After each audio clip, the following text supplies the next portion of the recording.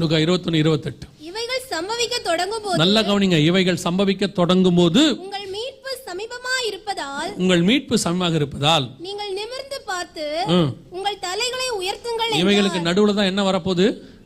மீட்பு வரப்போகிறது.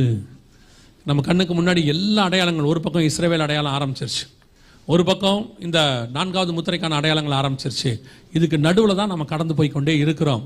இது எல்லாமே நம்ம கண்ணுக்கு முன்னாடி தெரியுது, தெரியாமல் இல்லை. ஒரு பீரியடில் நாங்கள் செய்திகளை ஆரம்பிக்கும் பொழுது 2004 ஆரம்பிக்கும் போது இஸ்ரவேலுக்கு தலைநகராக எருசலேம் கிடையாது. அப்போது வசனத்தில் வந்து சொல்லுவோம், திரும்பவும் எருசலேம் தன் ஸ்தானமாக எருசலேமில் குடியேற்றப்பட்டிருக்கும், எருசலேம் தலைநகராக மாறும்னு சொல்லுவோம், வசனத்துலன்னு சொல்லுவோம். அதான் திருப்பி சொல்றேன், நாங்கள் ப்ராபசி சொல்றதில்ல, மாறும்னு சொல்லுவோம். அன்னைக்கு அதை யாருமே சீரியஸாகவே எடுத்துக்கவே இல்லை. 2018 ஆயிடுச்சு, தலைநகராக மாறி விட்டது. இப்போ தலைநகராக மாறணும்னா 3வது தேவாலயம் வரும், அப்போதெல்லாம் சொல்லிக்கிட்டு தான் இருக்கோம். இப்போ தேவாலயத்துக்கான சண்டை ஆரம்பிச்சிருச்சு. வசனத்தில் ஒன்று கூட தவறி போகவில்லை, எல்லாம் நடக்குது. ஆனால் என்ன, இதை கேட்கறது எதுக்காக இதை நம்ம சொல்றோம்? ஒரே ஒரு விஷயம், உங்களையும் என்னையும் காப்பாற்ற வேண்டும் என்று கர்த்தர் விரும்புகிறார். இதில் அவருடைய ஒரே நோக்கம் இதுதான். இல்லை நம்ம சொல்லாமே செஞ்சு முடிச்சுட்டு போயிடலாம் ஆண்டவர். இவைகளுக்கு நடுவில் எப்படியாவது தான் சம்பாதித்த, ரத்தம் சிந்தி சம்பாதித்த சபையை பத்திரமாய் கொண்டு போக வேண்டும் என்று கர்த்தர் விரும்புகிறார். அதுக்கு தான் உங்களுக்கு முன்பதாகவே சொல்லப்படுகிறது. மத்திய 24:25 சொல்வார், இதோ நான் உங்களுக்கு முன்பதாகவே சொல்லுகிறேன். எல்லாத்தையும் ஆண்டவர் சொல்லி வச்சிருக்கிறார். ஸோ இது வரப்போவது நிச்சயம், நம்ம கண்களுக்கு முன்பாக நடக்கும்.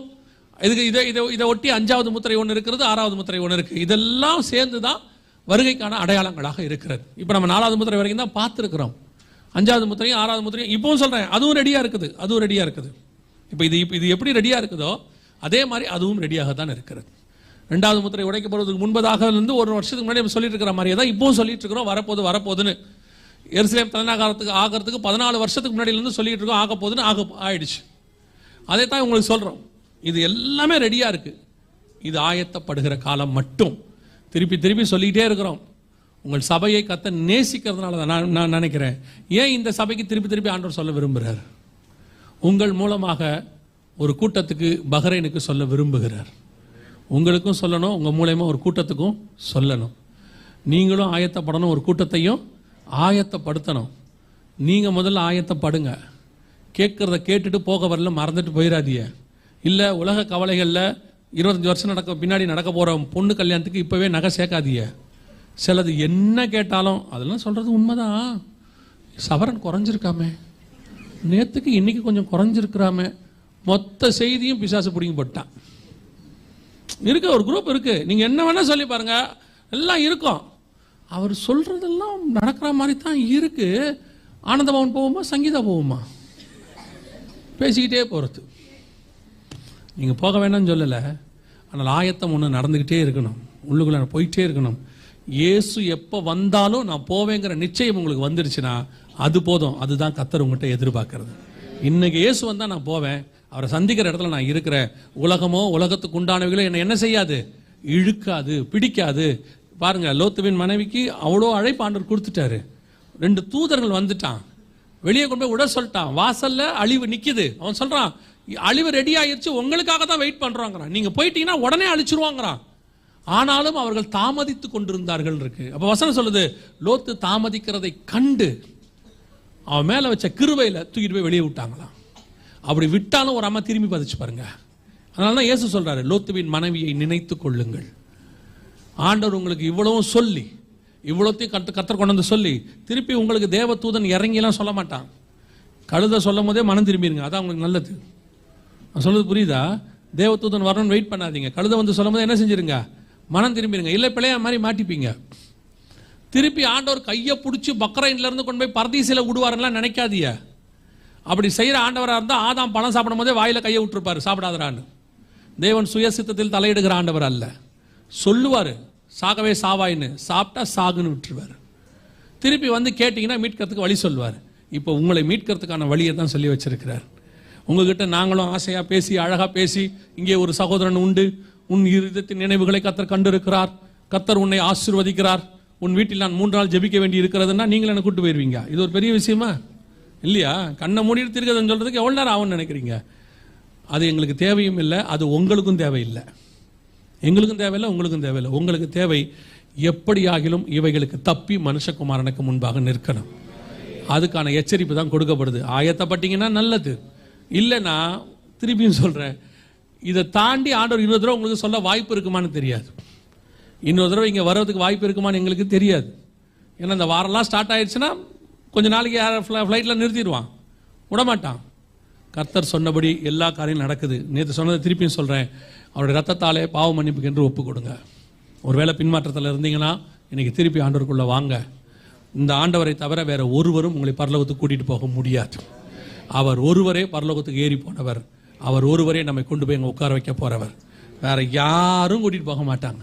உங்கள் சுயநீதி கூட்டிகிட்டு போகாது. இங்கே கொஞ்சம் பேர் உட்காந்துருப்பாங்க, எப்படி தெரியுமா, இவன் ஆயத்தமாக மாட்டான், இல்லைன்னா 100 பேருக்கு சாப்பாடு போட்டுருவான். சாப்பாடு போட்டால் கர்த்தர் பரலோகத்துக்கு விட்டு போயிடுவார். அப்புறம் உங்களுக்கும் புறஜாதியாருக்கு என்ன வித்தியாசம்? அவங்களும் அன்னதானம் போடுறாங்க, நீங்களும் சாப்பாடு போடுறீங்க, அவ்வளோதான் வித்தியாசம். சாப்பாடு போடுவதனாலே உங்கள் பலன் பரலோகத்தில் மிகுதியாக இருக்கும், எந்த மாற்று கருத்தும் இல்லை. அதுக்கு நீங்கள் முதல்ல பரலோகத்துக்கு போகணுமே. பரலோகத்துக்கு போனால் தானே அங்கே பலன் மிகுதியாக இருக்கும். பரலோகத்துக்கு போகிறதுக்கு நீங்கள் முதல்ல ரத்தத்தால் கழுவப்படணுமே, இல்லையா? முதல்ல நீங்கள் பின்மாற்றம் அடைஞ்சிட்டீங்கன்னா என்ன ஆகும்? ஃபர்ஸ்ட் இயேசுவின் ரத்தத்தாலே கழுவப்பட ஒப்பு கொடுங்க. 2வது, பிதா குமாரன் பரிசுத்தாவின் நாமத்தினாலே தண்ணீரில் மூழ்கி ஞானஸ்தானம் எடுத்திருக்கணும். வேற எந்த ஞானஸ்தானமும் பைபிள் சொல்லலை. குழந்தையில் எடுத்தது, சின்ன வயசில் நடந்தது எதுவுமே ஞானஸ்தானம் இல்லை. 3வது, பரிசுத்தாவின் அபிஷேகத்தை பெற்றிருக்க வேண்டும். எபேசியர் 4:30 சொல்லுது, மீட்கப்படும் நாளுக்கென்று முத்திரையான பரிசுத்தாவியை பெற்றிருக்க வேண்டும். 4வது, வேறுபாடுள்ள வாழ்க்கை. உலகத்துக்கு உங்களுக்கு என்ன இருக்கணும்? வேறுபாடு. உலகம் உங்களுக்கு என்ன இருக்கணும்னா, நீங்கள் புறப்பட்டு போய் பாலைவனத்துக்கு நடுவில் வாழணும்னு அர்த்தம் இல்லை. உலகத்தோடு இருப்போம், ஆனால் உலகம் நம்மளை என்ன செய்யாது? தொடாது. அது என்னை மேற்கொள்ளாது. இயேசு சொன்னார், நீங்கள் போய் சகல ஜாதிகளுக்கும் சுவிசேஷம் சொல்லுங்கள், சீஷராக்குங்கன்னு சொன்னார். அவரோட அர்த்தம் என்னன்னா, ஆதாம்கிட்ட சொன்னார்ல, நீங்கள் பூமியை கீழ்ப்படுத்தி அதை ஆண்டு கொள்ளுங்கள்னு. அதனுடைய ஸ்பிரிச்சுவல் வெர்ஷன் அது. நம்ம தான் போய் உலகத்தை ஜெயிச்சு சபை மாதிரி மாற்றணும். சபைக்குள்ள உலகம் வரக்கூடாது. இன்னைக்கு பவுல் சொல்லிட்டு இருக்கிறாரு. பவுல் சொல்லிட்டு போனார் தெரியுமா ஒரு வசனம், நான் போகிறேன், மந்தையை தப்ப விடாத ஓநாய்கள் வரும். இப்போ அதான் நடந்துட்டு இருக்குது. சபை உலகத்துக்குள்ள போய் உலகத்தை சபையா மாற்றணும். இப்போ சபைக்குள்ள உலகம் வந்து சபை உலகமாக மாறிக்கிட்டு இருக்கு. சபைக்குள்ள உலகம் வந்துருச்சு. உங்களுக்கு அது இப்போ ஒரு சிலருக்கு இந்த உலகம் வந்துருச்சுன்னா கொஞ்சம் கேட்கறதுக்கு கஷ்டமா இருக்குது, பிரசங்கியாருக்கே கஷ்டமா இருக்கு. ஏன்னா அவங்க வாழ்ற வாழ்க்கைக்கு அது அகைன்ஸ்டா இருக்குது. இங்கே சினிமா நடிகை மாதிரி ஆடுறதும், சினிமா நடிகை மாதிரி பாடுறதும், சினிமா நடிகை மாதிரி ட்ரெஸ் பண்ணிக்கொள்றதும், என்ன வேணாலும் பண்ணிக்கொள்ளலாம், எப்படி வேணாலும் இருந்து கொள்ளலாம். ஆனால் நான் பரலோகத்துக்கு போவேன்னா எப்படி? யோசிச்சு பாருங்க. நீங்க என்ன, உங்க உரிமை தான் எல்லாம் இருக்கட்டும். ராணுவத்துக்கு போகும்போது எப்படி ட்ரெஸ் பண்ணுவீங்க? முடியாது. நான் ஸ்லீவ்லெஸ் போட்டுக்கிட்டு ஷார்ட்ஸ் போட்டுக்கிட்டு தான் துப்பாக்கி எடுத்துட்டு பார்டருக்கு போவேன்னா உங்களை முதல்ல அவனே சுற்றுவான், இல்லையா? இருக்குதானே. ஒரு ராணுவத்துக்கு போகும்போது அதுக்குரியதான ஒரு புரோட்டோகால் இருக்கு, அதை ஃபாலோ பண்ணணும்ல. நான் பரலோகத்தின் ராஜாவை சந்திக்க போகிறேன், இல்லையா? ராணியை பார்க்க போவாங்க ஒரு காலகட்டத்தில். அந்த ராணியை பார்க்க போறதுக்கு ஒரு புரோட்டோகால் உண்டு. இப்படித்தான் ட்ரெஸ் பண்ணணும்ட்டு சும்மா போக முடியாது. இந்த இஷ்டத்துக்கு ட்ரெஸ்ஸை போட்டுக்கிட்டு அப்படிலாம் போக முடியாது. ஒரு பெண்களாக இருந்தால் தலை மூடி இருக்கணும். அந்த ராணியை பார்க்கறதுக்கு சொல்கிறேன், நீங்கள் சர்ச்சுக்கு சொல்லலை. இங்கே சொன்னால் கோச்சிப்பியா, முக்காடு போட சொல்கிறாங்க, பெண் உரிமை பாதிக்கப்படுகுதும்பிங்க. நான் உங்ககிட்ட வரவே இல்லை. நான் ராணியை பார்க்க போகும்போது சொல்கிறேன், தலையில் என்ன பண்ணியிருக்கணுமா? முக்காடு போட்டு, அது தொப்பி போட்டிருக்கணும், ஏதோ தலையை மூடி இருக்கணும், கையை கிளவுஸ் போட்டிருக்கணும். ஆண்களாக இருந்தால் ஃபுல் சூட் இருக்கணும். ராணி கை கொடுக்காம கை கொடுக்க கூடாது. அவ்வளோ புரோட்டோகால் இருக்கு. ராணி செத்து போயிட்டாங்க. செத்து போற ராணிகிட்ட பார்க்கறதுக்கு இவ்வளவு புரோட்டோகால் இருக்குமானால் நித்திய ராஜாவை நான் பார்க்க போகிறேன். எனக்கு எவ்வளவு புரோட்டோகால் இருக்கும்? மகா பரிசுத்தம் உள்ளவரை நான் பார்க்க போகிறேன், சர்வ வல்லமை உள்ளவரை நான் பார்க்க போகிறேன். அப்படின்னா எனக்கு எவ்வளவு புரோட்டோகால் இருக்கும்?